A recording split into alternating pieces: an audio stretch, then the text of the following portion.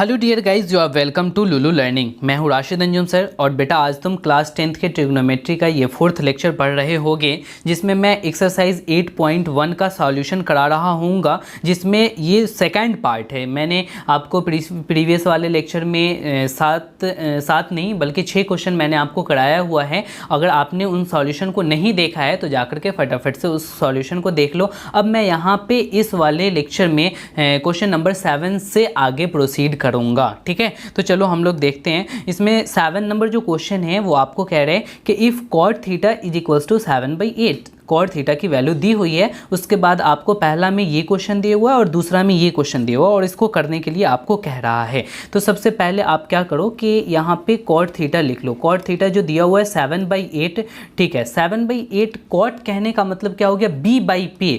ये आपको थीटा के लिए b/p दिया हुआ है। तो हम फटाफट से क्या करते हैं कि पहले ट्रायंगल बना लेते हैं और इस ट्रायंगल में हम लिख लेते हैं जो इन्फॉर्मेशन हमारे पास दिया हुआ है। अब यहाँ पे थीटा मान लो कि इसको मैंने थीटा मान लिया।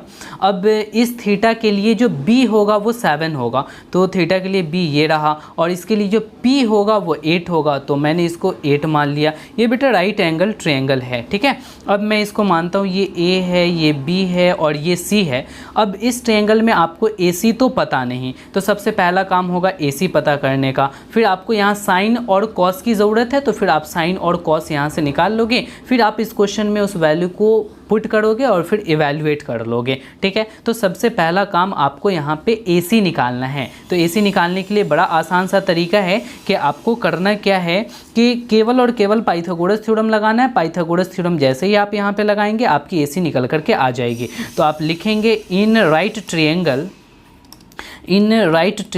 ABC ट्रायंगल में बाय पाइथागोरस थ्योरम, ठीक है। आप पाइथागोरस थ्योरम से लिख सकते हैं बाय पाइथागोरस थ्योरम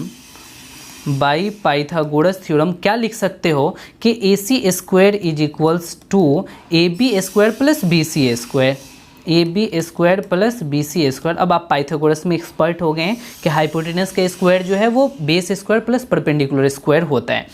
अब यहाँ पे आगे बढ़ते हैं तो AC² is equals to AB के जगह पे आपको क्या है बेटा, यहाँ पे रेशियो है ना, तो आप इसको K करके मान लो, फार बेटर होगा। वैसे बिना माने भी आप कर सकते हो, लेकिन बेहतर तो ये है कि आप इसको रेशियो है तो कुछ ना कुछ वेरिएबल के साथ लेकर के आगे बढ़ो। चलो यहाँ पे AC² AB की वैल्यू कितनी है, 7K है, तो 7K का स्क्वायर कर लेंगे। अब प्लस BC की वैल्यू कितनी है, 8K है, तो 8K का स्क्वायर कर लेंगे। अब आगे बढ़ेंगे तो यहाँ पे AC² जो है वो हो जाएगा 49K², अब प्लस में 64K²। जब आप दोनों को ऐड कर रहे होंगे तो 49 और 64 को 7 का स्क्वायर बेटा होता है 49 और 64 को ऐड करोगे तो 9×4 हो जाएगा 13, और 6 14 और 10 और 1 11 हो जाएगा बेटा, यानी 113K² हो जाएगा।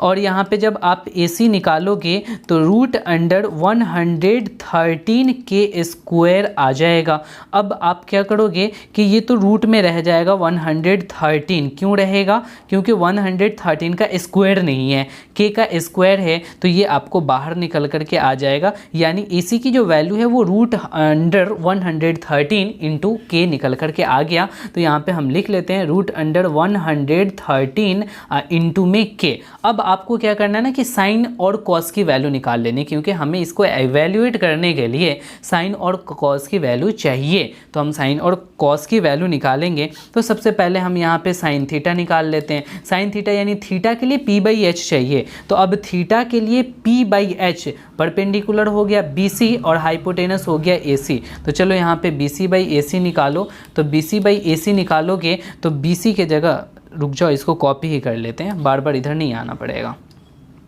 अब हम आगे चलते हैं, यहाँ पे हम पेस्ट कर लिए।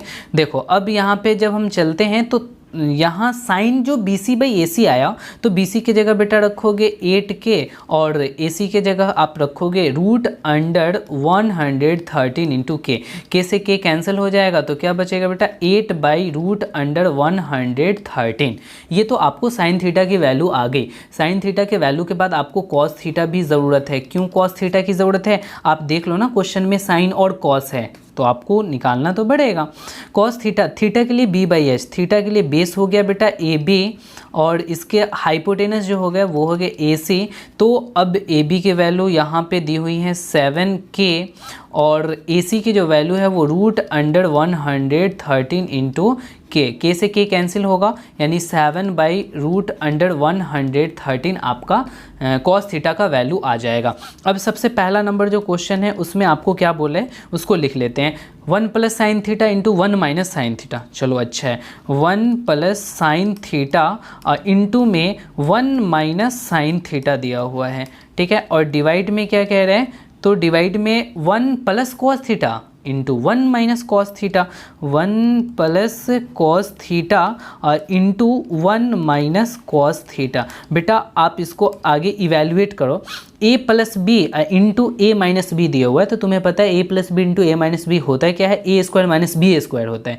a की जगह 1 है तो 1² माइनस b² बोले तो बेटा कितना हो गया sin² थीटा, क्योंकि b की जगह पे sin थीटा दिया हुआ है। ठीक उसी तरीके से a + b into a - b हो गया, तो a + b कहने का मतलब हो गया a + b और a - b मल्टीप्लाई में है तो a² - b² होगा, a² यानी 1 का स्क्वायर माइनस b², b की जगह क्या है बेटा cos है, तो यहाँ पे आप कह सकते हो cos² थीटा। अच्छा बता 1² कहने का मतलब तो यही हो गया कि 1 - sin² थीटा, बिल्कुल।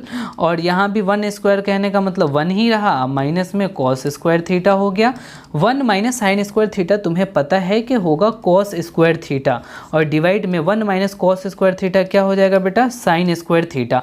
अब यहाँ पे आपको वैल्यू रख देना है, आप यहाँ पे वैल्यू रखोगे। चलो हम इसको नेक्स्ट पेज पे लेकर के चलते हैं, ठीक है। अब यहाँ पे आप वैल्यू जैसे ही रखोगे तो आपका आंसर आ चुका होगा। तो आप cos थीटा की जगह क्या रखोगे, cos थीटा की जगह रखोगे 7/√113, यहाँ पे आप रखोगे 7/√113। इसका स्क्वायर है बेटा तो स्क्वायर कर दो। अब बाई में क्या करो, साइन की जगह पे आपको रखना पड़ेगा 8/√113, 8/√113। इसकी स्क्वायर है तो बेटा स्क्वायर कर दो। यहाँ पर से इसको बीच में लेकर के चले आते हैं। चलो भाई अब हम आगे बढ़ते हैं। तो 7 का स्क्वायर करोगे बेटा तो 49 आएगा और बाई में √113 का स्क्वायर करोगे तो रूट गायब हो जाएगा, यानी 113 आ जाएगा, ठीक है। और इक्वल्स में 8 का स्क्वायर करने पे 64 और ठीक उसी तरीके से 113 होगा। डिनोमिनेटर से डिनोमिनेटर कैंसिल हो रहा होगा तो ऊपर क्या बच जाएगा बेटा 49/64। यानी आपको जो इसकी वैल्यू निकालनी थी, इसका वैल्यू सॉल्व करने पे आपको कितना आ रहा है, तो 49/64 आ रहा है। ठीक उसी तरीके से जो सेकंड क्वेश्चन है, सेकंड क्वेश्चन में उसने क्या कह रखा है, चलो उसको भी कर लेते हैं। उसने कहा है कि cot² थीटा की वैल्यू निकालनी है तुम्हें, cot² थीटा। तो यहाँ पे हम लिख लेते हैं cot² थीटा।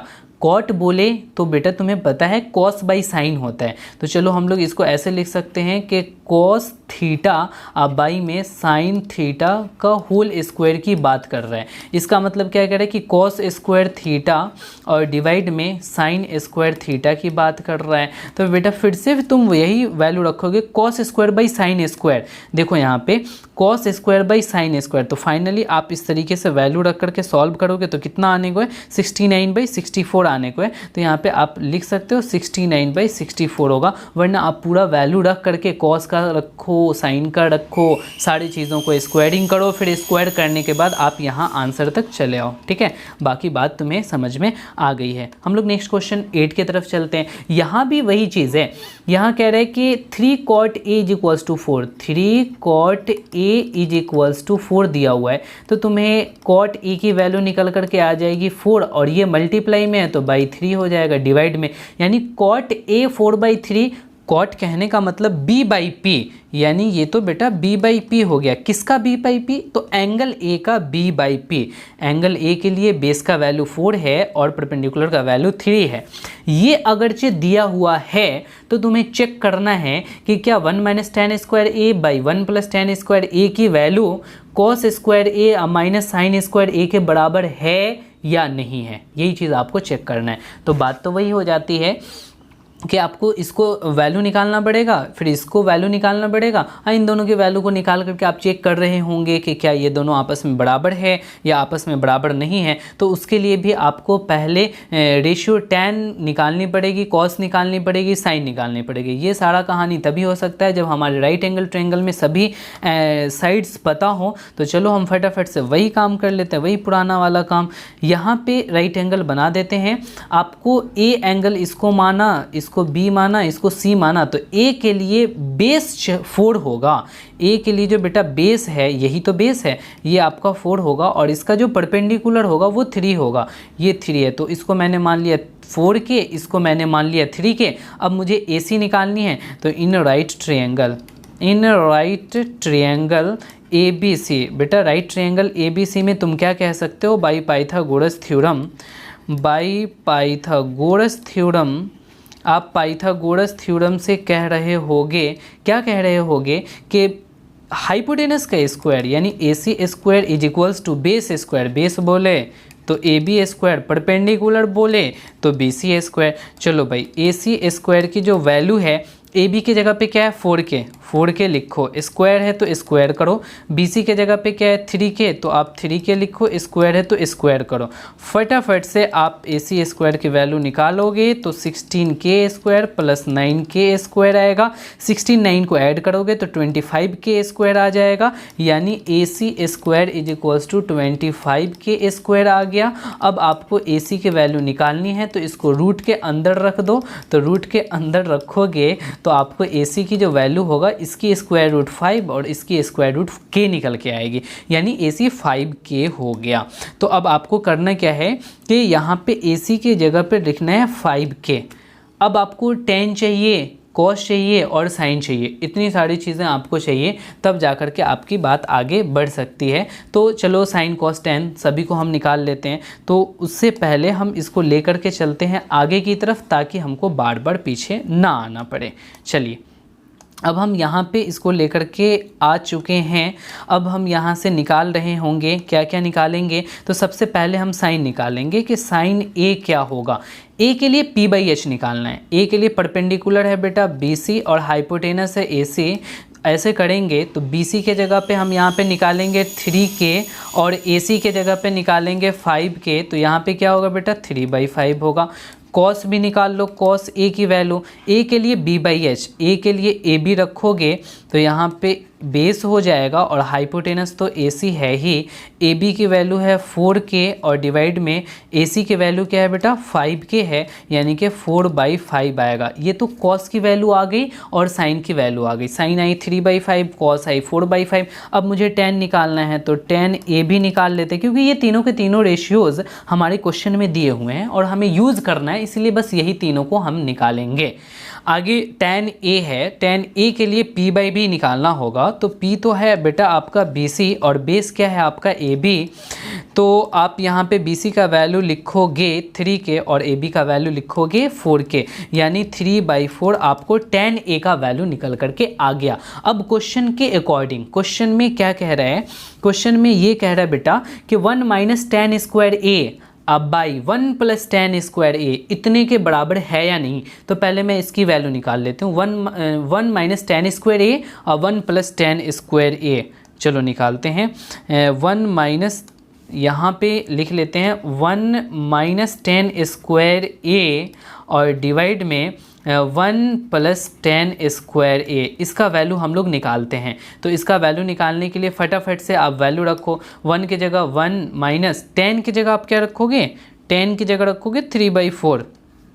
तो यहाँ पे 3/4 तो लिखोगे, बट उसकी स्क्वायर करनी पड़ेगी। उसी तरीके से यहाँ पे 1 की जगह 1, प्लस की जगह प्लस, यहाँ पे आपको क्या करना पड़ेगा 3/4 का स्क्वायर करना पड़ेगा। ये सब इसलिए करना पड़ रहा है बिकॉज आपके क्वेश्चन में दिया हुआ है। चलो हम इसको सॉल्व कर लेते हैं। इसको करेंगे 1 और 3 का स्क्वायर 9 और 4 का स्क्वायर 16 और डिवाइड में हो जाएगा बेटा 1 + 9/16। आप आगे बढ़ोगे तो 16 × 1 = 16 और 16 में से अगर 9 आप घटाओगे तो बेटा 7 आएगा, तो ऊपर हो जाएगा 7/16 और नीचे क्या हो जाएगा बेटा 16 में यहाँ 9 ऐड करोगे, 16 1 जा 16 और 9 1 जा 9, यानी 16 9 ऐड करोगे तो बेटा 25 आएगा, 25/16 होगा। डिनोमिनेटर से डिनोमिनेटर कैंसिल हो रहा होगा, यानी ऊपर आपको 7 बच गया और नीचे आपको क्या बचा बेटा 25, यानी कि आप 1 - tan² a/1 + tan² a की वैल्यू निकाले तो आपको आ गया बेटा 7/25। ठीक है, अब आपको क्या करना है कि जो दूसरा आपको यहाँ पे क्वेश्चन दिया हुआ था cos² a - sin² a निकालना है, cos² a - sin² a निकालना है, तो उसको भी हम निकाल लेते हैं। cos² a - sin² a, cos की जगह आप क्या रखोगे, तो cos की जगह बेटा देखो 4/5 रखोगे, तो चलो हम 4/5 रख लेते हैं। यहाँ पे 4/5 का स्क्वायर करेंगे और साइन के जगह हम क्या रखेंगे, तो साइन के जगह 3/5 रखेंगे, तो 3/5 रख लेते हैं यहाँ पे 3/5। इसकी भी मुझे क्या करनी पड़ेगी, स्क्वायर करनी पड़ेगी। जब आप इसको सॉल्व करोगे 4 का स्क्वायर 16, 5 का स्क्वायर 25, -3 का स्क्वायर 9/5 का स्क्वायर 25, एग्जैक्टली नीचे 25 दोनों तरफ है, एलसीएम 25 होगा, ऊपर आपका 16 - 9 हो जाएगा। जब आप 16 में से 9 को सब्सट्रैक्ट करोगे तो आपको 7 आएगा और डिनोमिनेटर में 25 आएगा। तो देखो cos² a - sin² a की भी वैल्यू 7/25, बेटा 1 - tan² a/1 + tan² a की भी वैल्यू 7/25, तो यस बोथ आर इक्वल। तो अब आप यहाँ पे ये कहोगे कि देयरफॉर 1 माइनस है ना, तो 1 - tan² a और डिवाइड बाई 1 + tan² a की जो वैल्यू है एग्जैक्टली इक्वल है किसके, तो cos² a - sin² a के इक्वल है। ठीक है, तो बोथ आर इक्वल, तो यहाँ पे आपने कह दिया कि yes they are equal, yes this equation is equal. ये इक्वेशन बेटा ट्रू है, ट्रू कहो, this equation is true, true. ठीक है, आप यहाँ पे ये कह सकते हो ये वाली जो इक्वेशन है बेटा बिल्कुल ट्रू है। अब हम लोग क्वेश्चन नंबर 9 पे चलते हैं, ये बार बार आ रहा था क्वेश्चन नंबर 9। चलो इसको सॉल्व ही कर लेते हैं। यहाँ पे बोला एक ट्रायंगल ABC है जो राइट एंगल B पे है और tan a की वैल्यू इतनी है, तो find the value of sin a cos c + cos a sin c। बेटा यहाँ पे सब अलग अलग वैल्यू निकालेंगे और आपको क्वेश्चन में रख देंगे, आंसर निकल के आ जाएगा। तो जो आपके क्वेश्चन में दिया हुआ उसको देख लेते हैं। यहाँ पे बोला एक ट्रायंगल ABC, तो सबसे पहला काम है मेरा ट्रायंगल ABC बना लेना। तो ट्रायंगल ABC बना रहे हैं, राइट एंगल किस पे है वो ध्यान देना, राइट एंगल एट B है। यहाँ पे B है तो आप यहाँ पे A और C लिख दो, आप उल्टा भी लिख सकते हो, यहाँ भी A और यहाँ C कर सकते हो, कोई दिक्कत की बात नहीं है। यहाँ पे बोल रहे हैं tan a की वैल्यू 1/√3 है। बेटा tan a की वैल्यू जब आप निकालोगे तो 1/√3 है। tan कहने का मतलब क्या हो गया, p/b, यानी p/b की वैल्यू √3 है।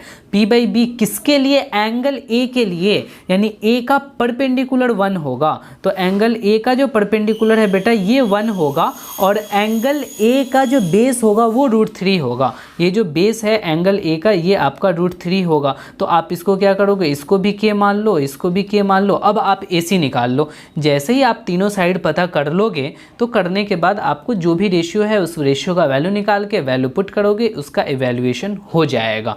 तो आपको सबसे पहले यहाँ पे AC निकालना है। AC निकालने के लिए क्या करना पड़ेगा, पाइथागोरस लगाना पड़ेगा। फिर से वही काम, इन राइट ट्रायंगल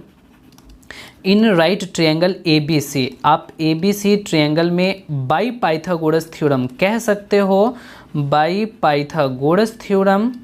पाइथागोरस थ्योरम के हिसाब से ये कहा जा सकता है कि जो हाइपोटेनस है ना इसका स्क्वायर बराबर होगा AB² प्लस में BC², क्योंकि ये परपेंडिकुलर और बेस है।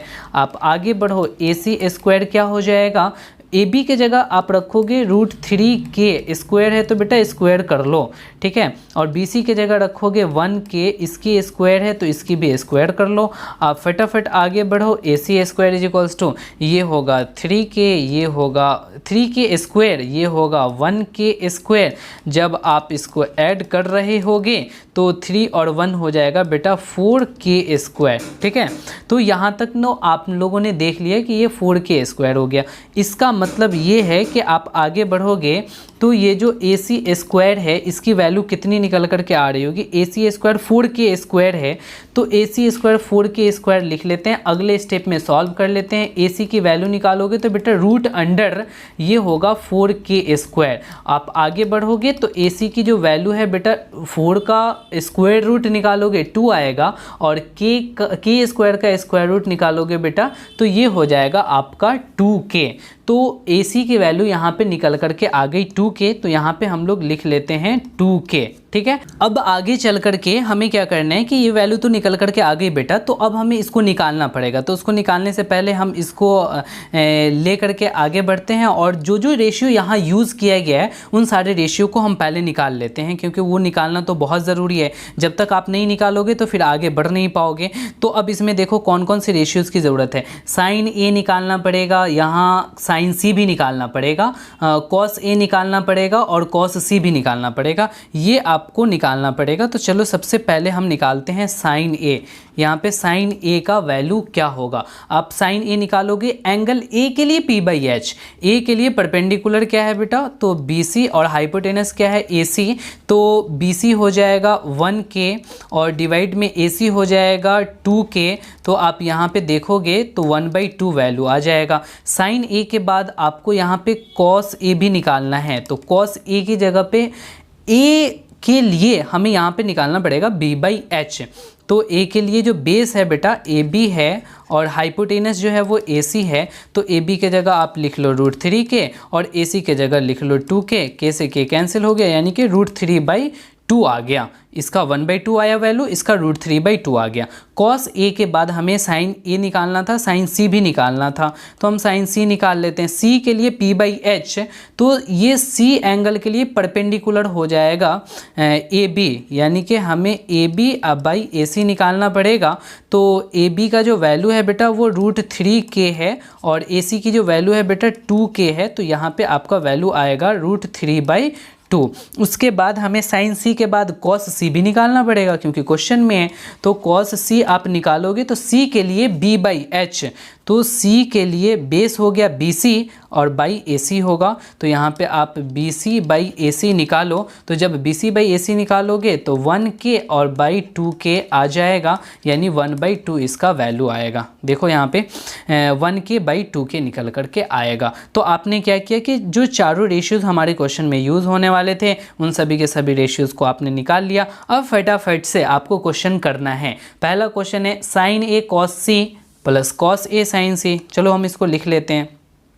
यहाँ पे जो पहला क्वेश्चन है वो है आपका साइन ए कॉस सी प्लस में cos A sign C. Exactly यही क्वेश्चन था। अब हम हर जगह वैल्यू पुट करेंगे, आपका आंसर निकल करके आ जाएगा। चलो तो हम लोग वैल्यू पुट करते हैं। साइन ए की जगह पे कितना है बेटा, साइन ए की जगह 1/2 आया है, तो यहाँ पे हम रखते हैं 1/2 इंटू में कोई साइन नहीं है तो इंटू हो गया। कॉस सी तुम्हें निकालना है, तो यहाँ पे कॉस सी की जो वैल्यू है बेटा यहीं पे तो है 1/2, तो यहाँ पे आप 1/2 करो, प्लस में कॉस ए की वैल्यू देख लो, कॉस ए की वैल्यू √3/2 है, तो √3/2 करोगे, और इनटू में साइन सी की वैल्यू क्या, तो यहाँ साइन सी की वैल्यू √3/2 है, √3/2। बस आप इसको सॉल्व कर दो, फटाफट से आंसर आएगा। 1/2 को मल्टीप्लाई करने पे बेटा 1/4 आएगा, प्लस में √3 को √3 से मल्टीप्लाई करोगे 3 होगा, और 2 को 2 से करोगे तो 4 होगा। यानी कि आप डिवाइड में यहाँ पे 4 का एलसीएम लेकर के 4 करोगे, ऊपर में 1 + 3 होगा।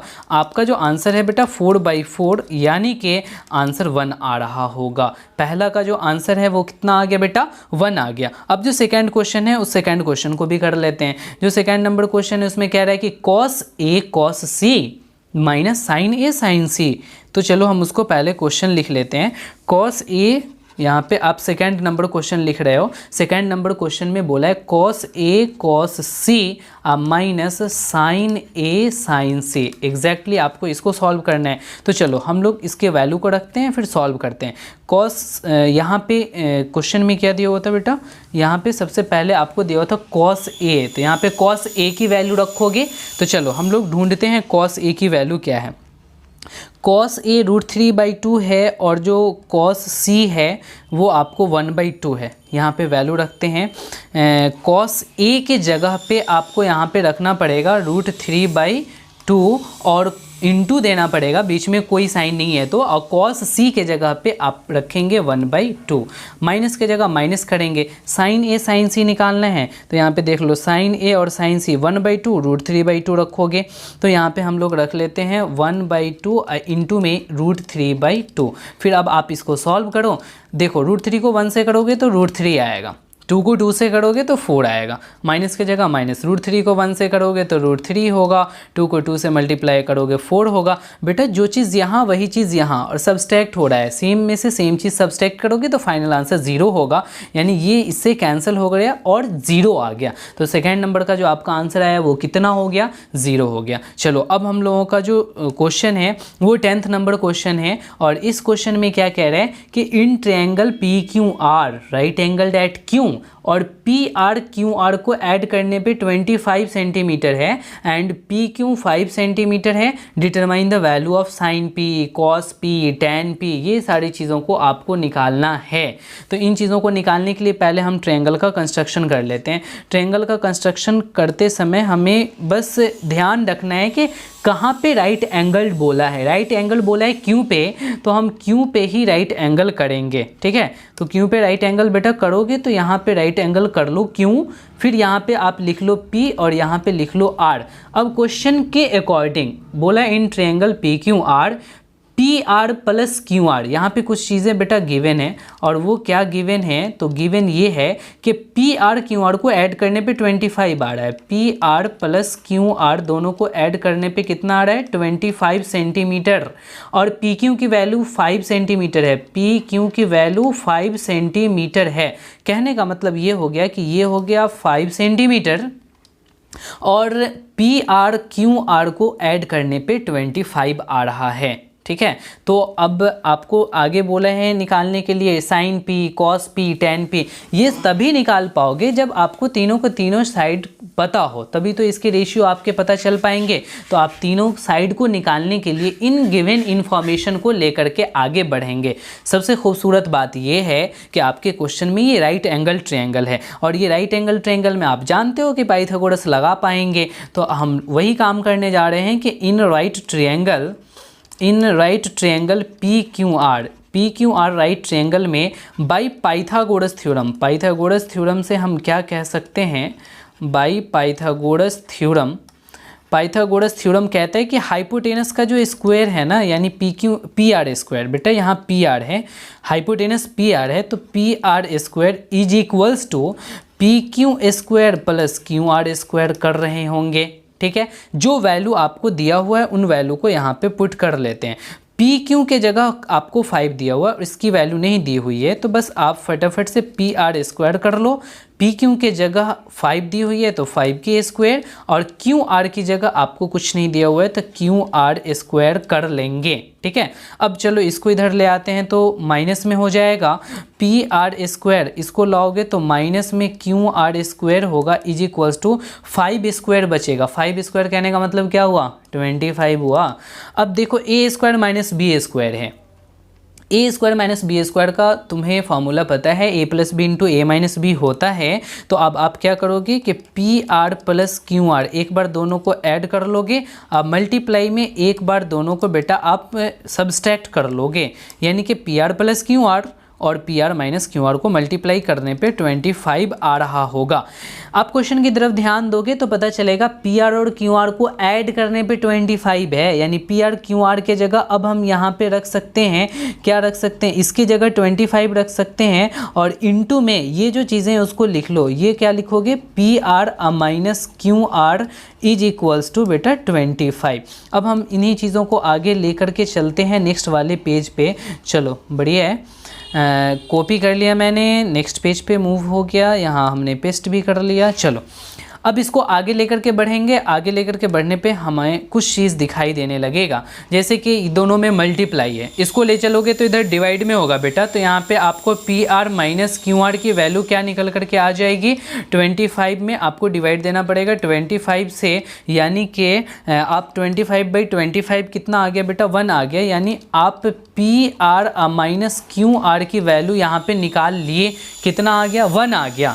तो PR माइनस QR 1 आ गया, तो इसको आप मान लो बेटा कि ये हमारा इक्वेशन है, देखो पहले आपको ये मान लेना पड़ेगा कि ये वाला आपका पहला इक्वेशन है, इसको पहला इक्वेशन मान लो और आप क्या करो कि इसको दूसरा इक्वेशन मान लो और फ्रॉम इक्वेशन 1 एंड सेकेंड, 1 और सेकेंड से आपको ये पता चलेगा कि P are minus Q R है और यहाँ पे P R plus Q are है। दोनों को ऐड कर देने पे क्यू आर हमारा कैंसिल हो जाएगा, एलिमिनेट हो जाएगा। तो अब आप क्या करेंगे कि दोनों इक्वेशन को ऐड कर लेंगे, यानी इक्वेशन 1 को इक्वेशन 2 से ऐड करने पे देखो इक्वेशन 1 में पी आर है तो यहाँ पे आप यहाँ भी पी आर है, पी आर कितना हो जाएगा 2 होगा। इधर माइनस क्यू आर है और यहाँ पे प्लस क्यू आर है तो ये आपका कैंसिल हो जाएगा। तो क्या बच जाएगा बेटा, इधर 1 है और इधर आप देख लो 25 है, तो 125 को ऐड करोगे तो 26 आएगा। अच्छा, यहाँ पे जब आपका 26 आ गया, अगर तुम्हें अच्छे से नहीं समझ में आया तो चलो मैं इसको वहीं पर लेकर के चलता हूँ, इसको भी मैं कॉपी कर लेता हूँ। एक मिनट इसको कॉपी थोड़ा अच्छे से करना पड़ेगा, ठीक है। चलो यहाँ पे ये वाली चीज़ भी सेलेक्ट हो जा रही है, ठीक है, ये सारी की सारी चीज़ें सेलेक्ट हो जा रही है, कोई बात नहीं है, हम सभी चीज़ों को सेलेक्ट कर लेते हैं, आगे हम लोग हटा देंगे। चलो यहाँ मैं आ गया और यहाँ पे हमने इसको पेस्ट भी कर दिया, पेस्ट कर लिया। पेस्ट करने के बाद में हमें तो केवल और केवल ज़रूरत है इन चीज़ों को, इसकी तो ज़रूरत है नहीं। तो चलो इसको हम लेकर के यहाँ पे चलते हैं। यहाँ पे जैसे ही हम लोगों ने लेकर के आया तो तुम्हें एक बात यहाँ पे ये पता चलने लगेगा, देखो कहने का मतलब है कि ये हो गया आपका फर्स्ट वाला इक्वेशन। आप जब दोनों को ऐड करोगे, पी आर ऐड करोगे 2 हो जाएगा, क्यू आर में से क्यू आर जाएगा तो कुछ नहीं बचेगा, 25 में 1 ऐड करोगे 26 हो जाएगा, बहुत बढ़िया।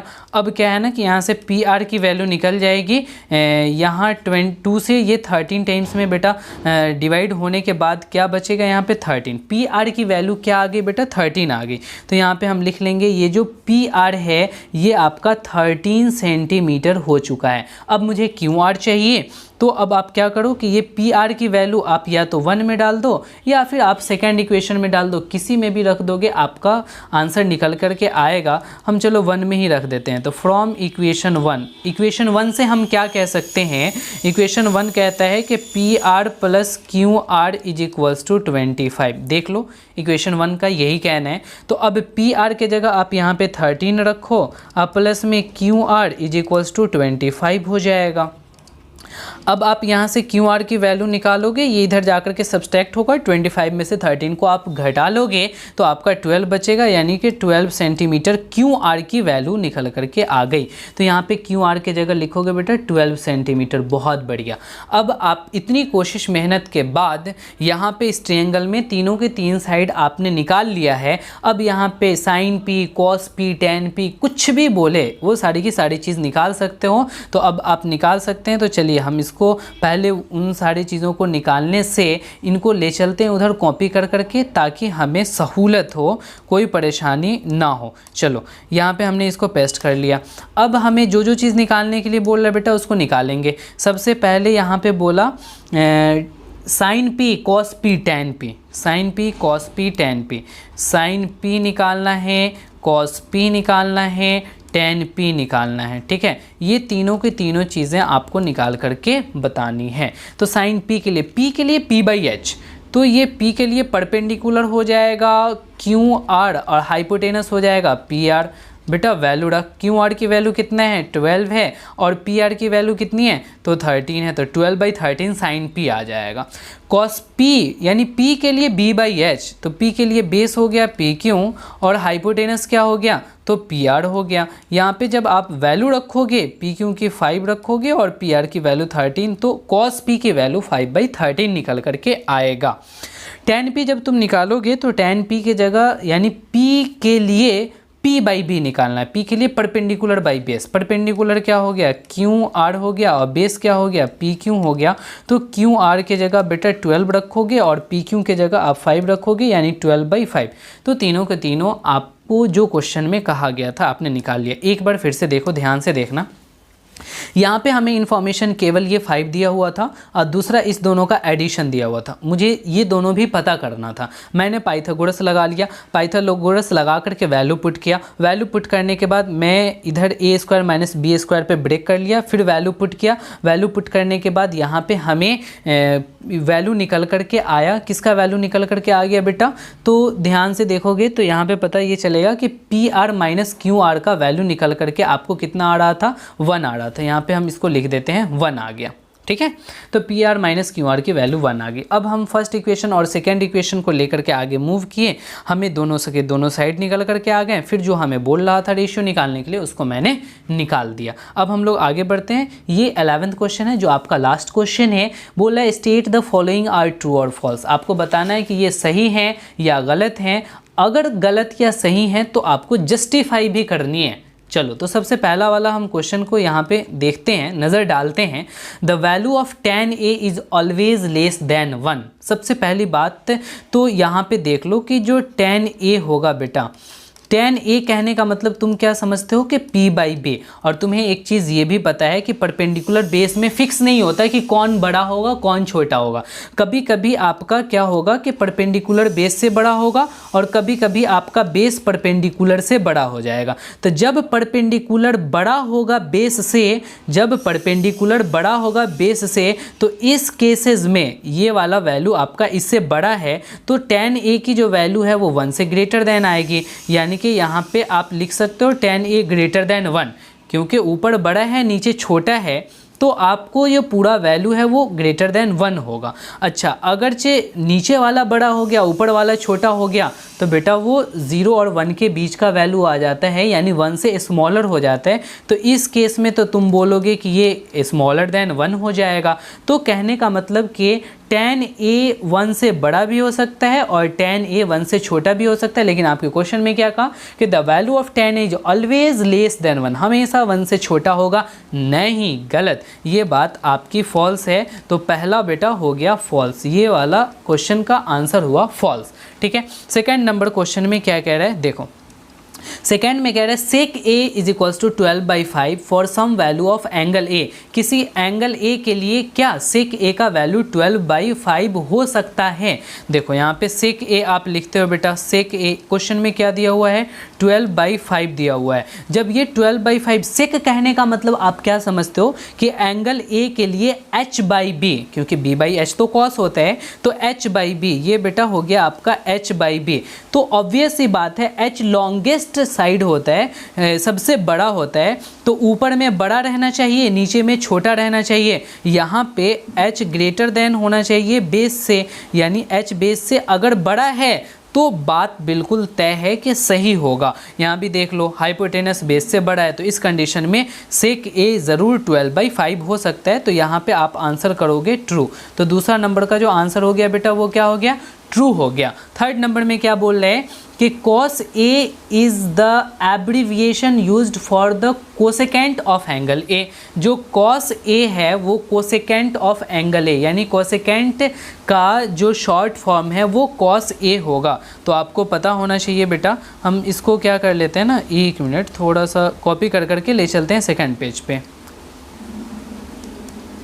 यहाँ हम इसको पेस्ट कर लेते हैं। अब यहाँ पे पहला दूसरा का क्वेश्चन तो हम लोगों ने कर लिया है। यहाँ पे जो तीसरा नंबर क्वेश्चन है इसमें बोल रहा है कि cos A जो है वो शॉर्ट फॉर्म है कोसेकेंट A का, लेकिन ऐसी बात नहीं है बेटा। cot A, देखो यहाँ पे ये जो cot A है वो आपका कोटेंजेंट ऑफ एंगल A होता है। यहाँ पे आपको क्या बोला है, cos A is the abbreviation used for cosecant A।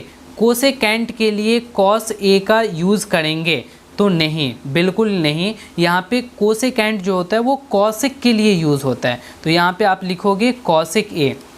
Cosec A is the abbreviation used for,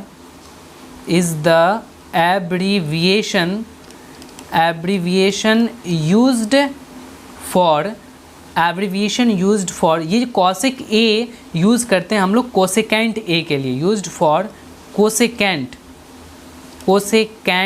of angle ए। बेटा कोसेकेंट ए के लिए हम लोग कॉसिक ए का यूज़ करते हैं, ना कि कॉस ए का यूज़ करते हैं। कॉस ए तो बेटा कोसाइन का होता है, तो cos A is abbreviation used for cosine A. यहाँ पे ये भी लिख सकते हो कि cos A is the abbreviation